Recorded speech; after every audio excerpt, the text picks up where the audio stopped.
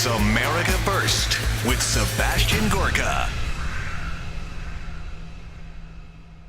I've said it again and again and again. There are four organizations that matter in America. There's the mothership for conservatives. That's the Heritage Foundation, helmed by the incredible Kay Coles James. There is the NRA that's fighting for your Second Amendment freedoms, then pushing back on the insanity, the political correctness, the censorship on college campuses in high schools. It's Turning Point USA. And then perhaps the one that gets most done to uncover the endemic corruption in the swamp. It is starting with Judicial Watch, and who knows national security like the back of his hand.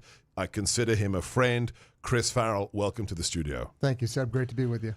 You just revealed, divulged to me in the green room as Sarah and John were leaving, you may have some very big news to share with the world tomorrow. Can you share it with our listeners? Absolutely. Tomorrow at 2 p.m. in the U.S. District Court for the District of Columbia in front of Judge Royce Lamberth, Judicial Watch is going to seek the deposition of Hillary Clinton.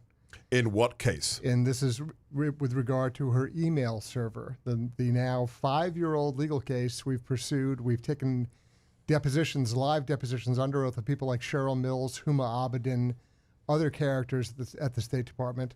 We most recently had a revelation by a gentleman by the name of Hackett, who revealed that he had repeatedly advised Hillary Clinton and her staff that she could not use her BlackBerry, that she couldn't run her own email. Hackett tried to do the right thing. Naturally, he was shot down. He eventually left State Department. But tomorrow we go in front of Judge Royce Lamberth, who has a good reputation, yes? I believe so, yes. We've appeared before Judge Lamberth for the last 20 years that I've been at Judicial Watch. So he is in senior status now. He's appointed to the bench by President Reagan. But he's taken a great interest in this case, and we're trying to move the ball down the field. Now, let me ask you an obvious question that will probably have a very strange answer. In the case of having an unsecured illegal server for the transmission of some of the most highly classified national security information in U.S. government, has Hillary Clinton ever been deposed under oath by anybody in the last 5 years? The only people who have ever gotten her under oath is Judicial Watch, and we did so in written interrogatories. The FBI didn't interview her under oath.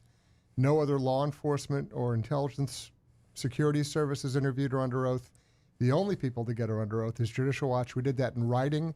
Now it's time for us to interview her in person with a live give-and-take Q&A type format. But this was a person who was investigated by the FBI and interviewed by the FBI. It was a sham investigation, and you and I both know that. The conclusion was drawn months before Director Comey got up and made his preposterous press statement where, for the first 13 and a half minutes, his press statement was fine. Well, let's listen. Yeah? Let's listen to what James Comey actually said. It was until Robert Mueller's equally peculiar press conference the day he left the DOJ as special prosecutor, special counsel, it was the most unusual, perverse press conference I have ever seen. This is James Comey after investigating, quote-unquote, investigating Hillary Clinton. Cut one. Although there is evidence of potential violations of the statutes regarding the handling of classified information, our judgment is that no reasonable prosecutor would bring such a case. Prosecutors necessarily weigh a number of factors before deciding whether to bring charges. There are obvious considerations like the strength of the evidence, especially regarding intent. Responsible decisions also consider the context of a person's actions and how similar situations have been handled in the past. In looking back at our investigations into the mishandling or removal of classified information, we cannot find a case that would support bringing criminal charges on these facts. All the cases prosecuted involved some combination of clearly intentional and willful mishandling of classified information, or vast quantities of information exposed in such a way as to support an inference of intentional misconduct, or indications of disloyalty to the United States, or efforts to obstruct justice. We do not see those things here. To be clear, this is not to suggest that in similar circumstances, a person who engaged in this activity would face no consequences. To the contrary, those individuals are often subject to security or administrative sanctions, but that's not what we're deciding now. As a result, although the Department of Justice makes final decisions on matters like this, we are expressing to Justice our view that no charges are appropriate in this case. I know there were many opinions expressed by people who are not part of the investigation, including people in government, but none of that mattered to us. Opinions are irrelevant, and they were all uninformed by insight into our investigation because we did our investigation the right way. Only facts matter. Only facts matter. Well, let's look at some facts with Chris Farrell. Before I get you to respond, and I have a couple of questions, let's remind our listeners what your credentials are. What did you do in the armed services, Chris Farrell? So as a counterintelligence special agent, as a commissioned officer, as an Army officer, commanded counterintelligence detachments running double agent operations, doing counterespionage investigations, and I commanded the Army's surveillance team both in Europe and the one based in the United States. I'm also a graduate of the farm, so I have the CIA training, clandestine human intelligence case officer training. So I'm not guessing at this. I've done it for a living. So you are more than amply qualified. James Comey said that no reasonable prosecutor would charge Hillary Clinton. I'm not sure FBI makes that decision. And then he said something fascinating. He said, "We found no intent." Is intent relevant to a charge of mishandling classified information, Chris Farrell? Comey lied. Intent is not an element of the crime. 18 U.S.C. Section 793F, which is the shorthand for that, is mishandling national defense information. Intent is not an element of the crime.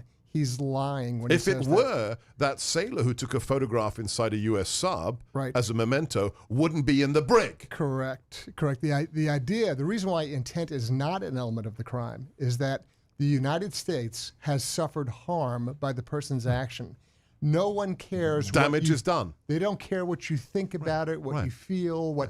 That's not the point. And the other issue was, he said, and we've looked at this, and usually in prior cases, it involves a vast amount of intelligence. Again, he's lying. And frankly, 22 top secret SCI or sensitive compartment information documents, that's vast. Yeah. That is including vast. SAP. I understand there were SAP, the highest compartmentalized intelligence, cut and paste off government servers and put on unsecure private homebrew server. Excerpting material off a JWICS terminal, which is a top secret means of communication, excerpting bullet points off of that, typing it out on an iPad and shooting it out over an unsecured server. It is probably one of the grossest violations you could dream up. And the reason it wasn't investigated, the real reason in the last minute we have with you, Chris Farrell, is that both the State Department and Obama were knowledgeable of that. They were complicit, in my opinion. Yeah. Absolutely complicit. And it's not a question of negligence or oops, I forgot, or the dog ate my homework. This is a deliberate, willful attempt by the FBI, particularly Comey, again, to throw an election. They could not have a person under indictment for national security crimes as the Democratic candidate for president. We are back with Judicial Watch's Chris Farrell. This story is so vast, so many characters, bad guys, a couple of good guys. Let's talk about perhaps when it comes to non-government officials or people who are not part of the U.S. government, the key figure has to be Christopher Steele. Absolutely, a former British MI6 officer. Tell us everything we need to know about who this person is and what he did. Sure. Former MI6 or Secret Intelligence Service, they're the UK's version of the CIA, who goes into private business with a consulting firm. He is contracted by Fusion GPS. And when he was MI6, had served in Moscow. Correct. But it had been some time since it even been there, which is remarkable because somebody who supposedly has area knowledge and expertise normally keeps those contacts alive, and that was not the case with him. Nonetheless, he is contracted by Fusion GPS, headed up by Glenn Simpson, which is an opposition research firm. They're been contracted by Hillary Clinton's law firm or the DNC law firm Perkins Coie. So if you walk the money back, it goes from Russian operatives on the ground there to Christopher Steele to Fusion GPS to the law firm of the DNC and Hillary Clinton, and then comes out of the coffers of Hillary Clinton and the DNC. So if you want Russian collusion, if you want cash, you want American cash going to the Russians. From a political party. Correct. To the Russian propaganda agents. Right, to generate a phony, fake hoax to smear your political opponent. Which James Comey, under oath, had said was unverified and salacious. Correct. And what is the purpose of the so-called dossier? So this opposition research is concocted with Russian input under Christopher Steele's. How much did he get paid? Millions. Millions. And at least 11 payments that we've documented. Right.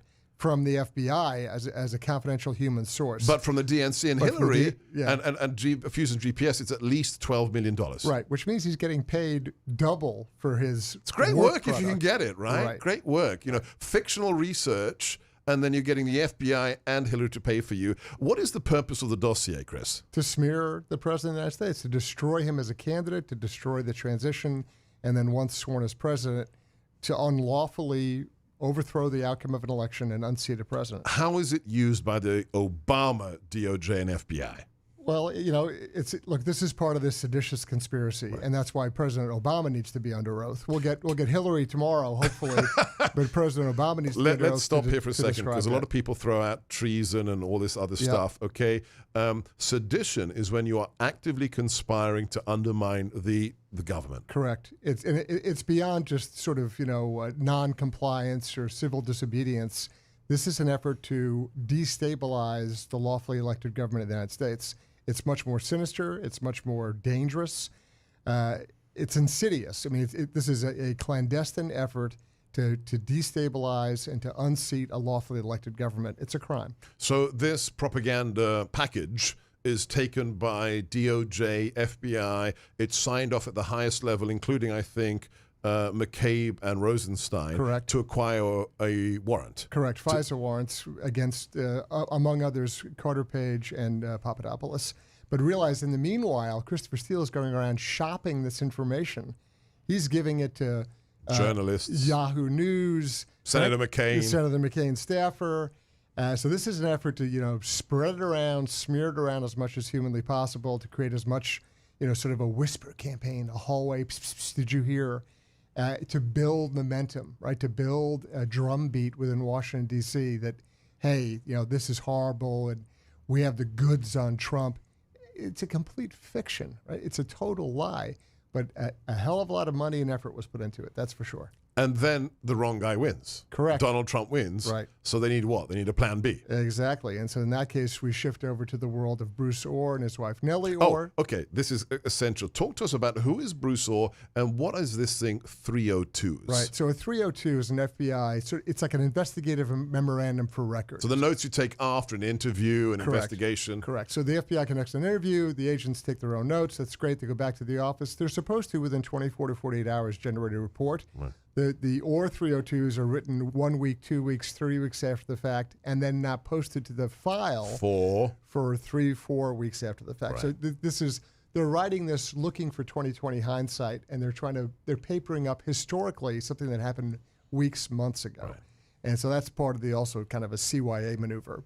And then who's Bruce Orr's? So he's one of the most senior individuals in the Obama DOJ. Correct. Number 4. And who's his wife, Nellie? Nellie is a open source intelligence researcher who has a PhD in Russian history. Who'd worked an for? academic who'd worked for the CIA. Right.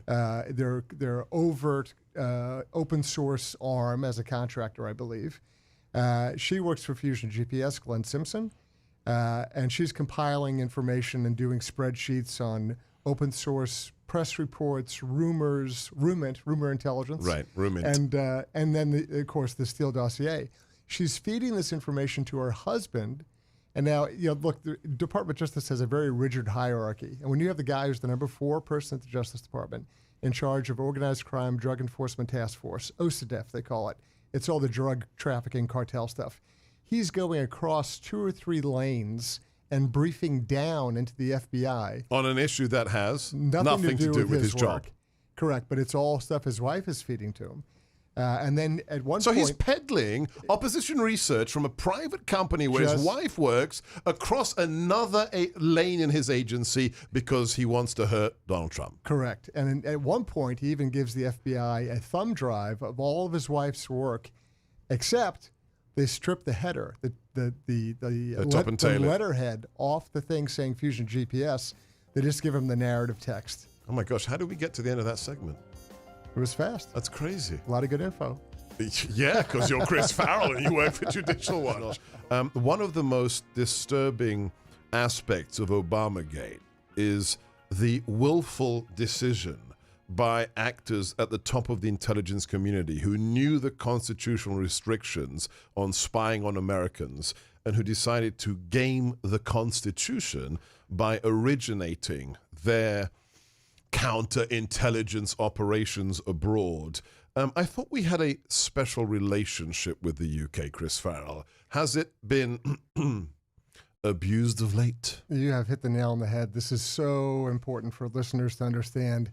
That prohibition, it's called undisclosed participation in U.S. organizations in the United States, which is a mouthful.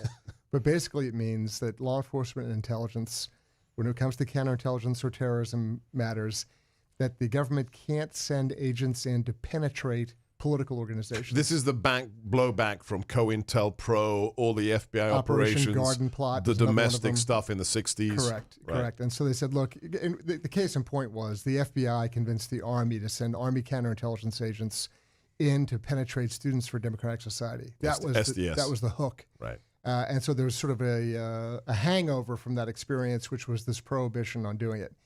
Now, it's still possible, it's still lawful to do so, but you need a letter of finding from the Attorney General. Right. And the cast of characters we've been talking about was not going to go to Loretta Lynch and ask her for a letter in like writing. that. Right. They're not going to do that against Donald Trump. They certainly didn't want a piece of paper floating around. Right. So the end run, the sort of insidious little sneaky trick is you go to our good buddies and pals over at the UK. Who are unrestricted by the U.S. Constitution. Correct. And also the safest operating environment. There's no linguistic issues. It's easy travel. They want to help us. Special relationship, et cetera, et cetera. And you say, hey, look, we've got this little problem. You need to help us out. And they go, sure. And whether it was MI6, MI5, the station chief in London, which is another issue altogether, they all said, okay, great, go ahead and do it. And they did it. And so what they did was they manufactured a counterintelligence event, and it involved people like Carter Page, Steph Halper, Papadopoulos, Mifsud, these cast of characters operating in the UK, offering up these, hey, we got a deal for you. Dangling Hillary's emails, Exactly. what have you. In fact, there's even a text message from Lisa Page to Peter Strzok. Lisa Page is who? She's an FBI attorney. She's not an agent, an attorney working for Comey. Who's having an affair as a married Peter woman. Strzok. Peter Strzok is who? Also an FBI agent. I call him Super Agent Strzok. He's not a special agent. He's Super Agent. He has his hand in everything. Hillary Clinton's email server. So Page, I hate this paramour, the woman he's philandering with, texts what? Text to him and says, "How did your what happened with your Oconus dangles?" Oconus, external to the continental United States, right outside the continental United States, and a dangle is a Oconus dangle. That's incredible. Is a slang term for when you literally dangle or bait. You hang bait out in front of a target, hoping that they snap at it. Right? It's a fishing term. And so the idea was they're going to dangle in front of people like Carter Page, Papadopoulos, et cetera. Some juicy morsel. Right. And they wanted to create the conditions that would have this engagement where they would bite, where they would say, oh, yeah, I'll work for you. So somebody from the Trump campaign says, oh, really? Right. You've got Hillary's emails. I'd love to give those to whoever. Right. And then you just explode in a counterintelligence operation. They try to create a clandestine relationship. There's this case with Papadopoulos. This guy gives him $10,000 out of the blue. Right? Cash. Right. And so there's all these activities and plans, but they're manufactured by, I don't just think it was the FBI in this case. I think he had the active participation and hand and arm waving of people like Brennan. The director of the CIA. Correct. And so they manufacture this for the express purpose of having an event overseas that they could then import back into the United States. I'm not using legal terms here, but this is the intelligence community equivalent of entrapment, is what we're talking about. Right. I mean, it's essentially a double agent operation. What they're trying to do. But it's manufactured. Exactly. It's artificial. It doesn't exist. There is no there. So you try to create a problem. Right. An excuse for your operation. I'm Sebastian Gorka. unraveling the depths of corruption in the Obama administration. I'm going to question about the man at the top 44 in a second. We have it's like a Shakespearean tragedy, the cast of characters. You need a little index, a little libretto with a description of who all the characters are. Let's have you, who know what you're talking about, tell us who is Peter Strzok and who's Andy McCabe, and how do they fit in to Obamagate? So we'll go top down. So Andy McCabe was the deputy director of the FBI. For a time, he was the acting director. Yes. He is a career special agent. He's a guy who he's up to his elbows in this entire saga. He's a person who signed off on and approved and advanced the FISA warrants we've talked about. He's a guy who also, I believe, is personally conflicted with respect to the entire election, because his wife, who's a medical doctor outside of Washington, D.C. here, ran for a Virginia Commonwealth Senate seat and received something like $700,000. Correct, from Terry McAuliffe, who was the governor of the great Commonwealth of Virginia and a lifelong Clinton operative, friend of the Clintons, political guy. There's actually insider. A photograph of both of them in wearing campaign political T-shirts at a rally. That is correct. Which is a Hatch Act violation, in my opinion. Could be. You can make the argument, off-duty, away from blah, blah, blah. Right, but he's in public and it's political. Right, and everyone knows who he is, and it was posted publicly. It's just not a smart move. Right. Now, there's a normal instinct where you would say the guy's proud of his wife. Okay, yeah, I get it. But it just isn't smart. Why would you put yourself in that position? More importantly, though, his wife got $700K, right? From Hillary's buddy. And no state-level Senate campaign in Virginia. Ever. So figure out where that money went, Yeah. Anyway, so McCabe is a key figure at the FBI, and he's riding this all the way through. He has all sorts of guilty knowledge. He knows exactly what happened and how it all. In fact, he was an active participant in constructing what we discussed in the prior segment. And then, of course, there's super agent Peter Strzok. And he's a guy who is the counterintelligence division chief within the FBI headquarters. He didn't start there, obviously. He moved his way up, but he ends up being the counterintelligence division chief.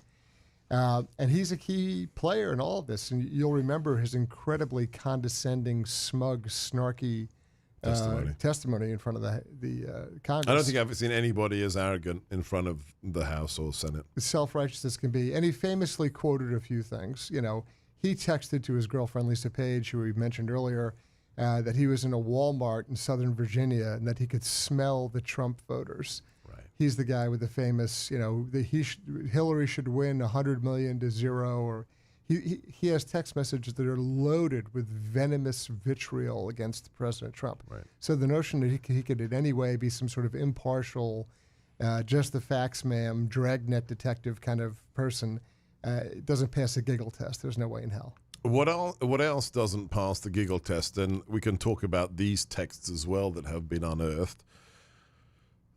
These individuals text each other two things. The White House is running this, and POTUS wants to be briefed. No, more POTUS wants to know everything we're doing. Right. And that's a text message from Lisa Page to Peter Strzok. It's done. She's very excited because she's preparing talking points for Director Comey to go brief the President Obama, on this entire insurance plan that they have running. Insurance policy. And so she's talking to Strzok. She's all excited. She says to him, and here's the quote. It's a September, I think, 9th text message. POTUS wants to know everything we're doing. I'll take her at her word. And I want Mr. Obama to answer about everything that he knows about what Comey briefed him on. We have at least one piece of evidence that needs to be verified, that the most egregious political espionage operation in American history was executed not as some rogue runaround, but was in fact done with the knowledge of the 44th President of the United States, Barack Obama, who wanted to be briefed on everything. We at least have one piece of evidence, do we not? Absolutely. We even have Comey's own testimony that he briefed Obama on the dossier, the Christopher Steele hoax, briefed him on that, said he was going to go brief then President-elect Trump on it. And sitting in that room were Vice President Biden, Susan Rice, a couple of other names escape me right now. But Susan Rice. It was in the Oval Office. They briefed it. Susan Rice, who on the day of the inauguration, if I'm getting my facts right, Correct. writes the weirdest email in American history where she said, by the way, when it comes to all of this stuff, intelligence, counterintelligence, we have to do it all by the book. Am I right? You are correct. So it's a sort of, We're innocent. Let us document our own get out of jail free card. Hey, Why would you need to do that? well, this is the same Susan Rice who lied on 5 television networks About about Benghazi. Benghazi. So in hindsight, she's thinking, well, let me paper this up a little bit. Let me send out an email saying, hey, we're doing everything by the books, aren't we, guys? Sure we are. It's transparent. It's ridiculous. Right. But nonetheless, she did it. But I think it's indicative of their amateurish arrogance, that they think this matters. And guilty I have an knowledge. email. And Guilty knowledge. They know what they've done, and they're trying to back away from it. He's using those technical terms now. Guilty knowledge. We know what it means. I'm Sebastian Gorka. We're talking to Chris Farrell. He doesn't even have notes in front of him. He's just, the text from September the 9th. That's why we love these guys. Support them. Follow them at Judicial Watch. That's why I'm going to ask, after 3 hours of the deepest deep dive I think has been done on radio since it began, I'm going to ask my final guest, Chris Farrell of Judicial Watch, if you had the president's ear, or you were in the Oval with him and Attorney General William Barr, what would your advice be as someone who's been on the front of this issue for years with regards to where they need to act and what they need to look at in the next 6 months, Chris? The most important thing are indictments. We need to have grand juries. Mr. Durham, who's leading the investigation delegated by Attorney General Barr, go before grand jury, bring indictments, put people on trial. If there's the perception that people are going to walk away and kind of go, oh, well, too bad, the American public's faith and confidence in the Justice Department and the FBI, already damaged, dinged, corroded, will collapse. Yeah. There have got to be indictments, grand juries, indictments, and trials. And got to be. And the second point would be declassify everything possible. Not just the FISA, more unmaskings. than that. Unmaskings has vanished off the radar screen. Right. No one even talks about it anymore. Right. And don't buy the line, sources and methods, we can't do it. That's baloney. Right. There are tons of documents that can be declassified. If it's manufactured stuff to begin with, there is no national security imperative. Declassify as much as humanly possible. Right. Indictments and grand juries. On the first one, declassify. Indictments for what? Are we going to see, are we going to go full-bore sedition? What are we going to look for? Absolutely. Or is it going to be abuse of power, color of the law? What's it going to be? So, it could be all those things. So it could be a seditious conspiracy in an effort really to undermine an election, overthrow a presidency. But it can also be an abuse of office, or it's called abuse of power under color of law. Right. It's Section 242 of the law. Essentially, you took your government office and you ran wild with it. Right. And look, on all these people, the crazy thing is, even going back to our starting point with Hillary Clinton getting her under oath with respect to her email, the Justice Department is fighting us on this today. The deep state's real. Correct.